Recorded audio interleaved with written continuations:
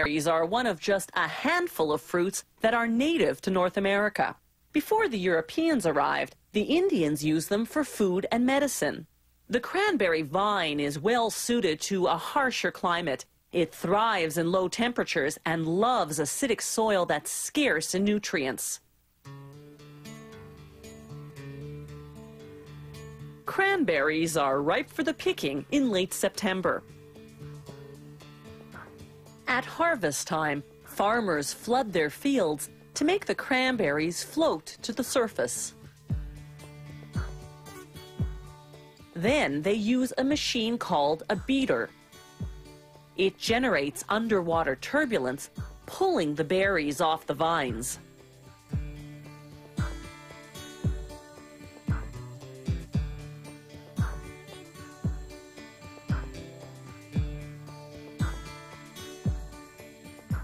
The beater is suspended from a mobile bridge that's computer-guided to systematically work its way through the entire field.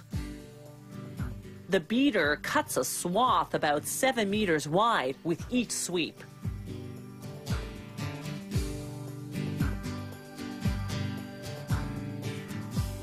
Workers move the floating cranberries to one corner of the field,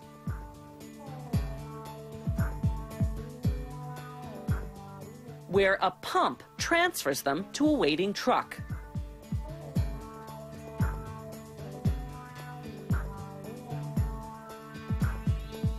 Along the way, the berries get a preliminary rinsing to remove branches and leaves.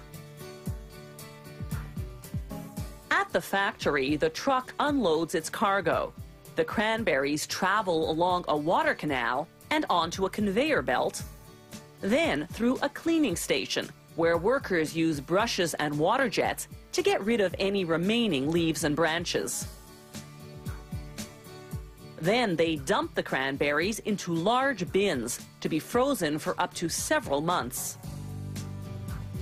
To produce cranberry juice, they defrost the frozen berries in hot water, then mash them, skin, seeds and all, into a puree.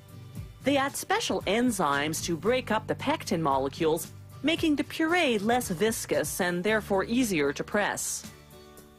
The press processes 8 tons of puree at a time. That's the weight of 1.5 elephants. It takes 3 to 4 pressing cycles to extract all the juice. The juice then goes through a sophisticated filtration system. The 216 filters remove any plant particles or bacteria larger than 1 micron. A micron is 1,000 times smaller than a millimeter.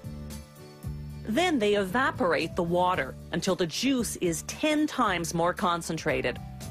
Cranberries not destined for juice go through a grading process. Undersized berries drop down through the holes of a giant sifter.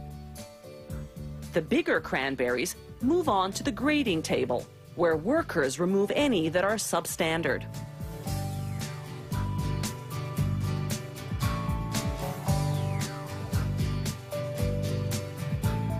An electronic sorter then scans the remaining cranberries for color, signaling an air gun to blow any reject berries off the production line.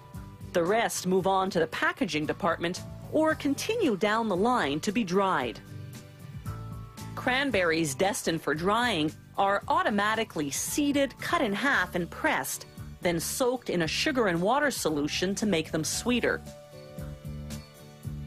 The side-to-side motion of the conveyor belt spreads the berries thinly so that they'll dry evenly.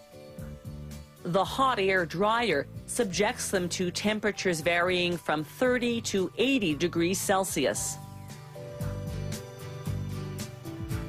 After about 3 hours, the cranberries come out looking like this.